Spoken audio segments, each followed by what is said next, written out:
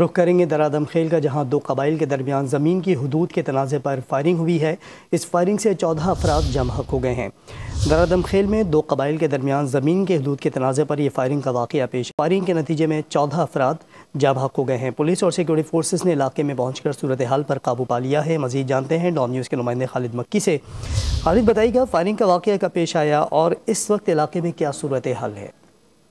جی بالکل، یہ کوہاٹ اور پشاور کے مابین درمیانی علاقہ ہے درادم خیل، جہاں پہ دو اقوام ہیں، زرہن خیل اور سنی خیل۔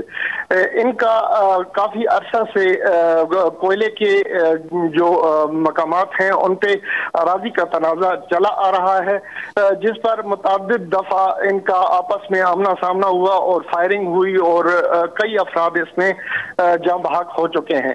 آج بھی یہ جب ان کا کوئلے کی کانوں پر آمنا سامنا ہوا تو دونوں طرف سے فائرنگ کا تبادلہ ہوا، جس میں موقع پر 14 افراد جو ہیں وہ دونوں جانب سے جاں بحق ہوئے ہیں اور متعدد زخمی ہوئے ہیں، جنہیں پشاور اور کوہاٹ ڈویژنل ہیڈ کوارٹر اسپتال منتقل کیا گیا ہے۔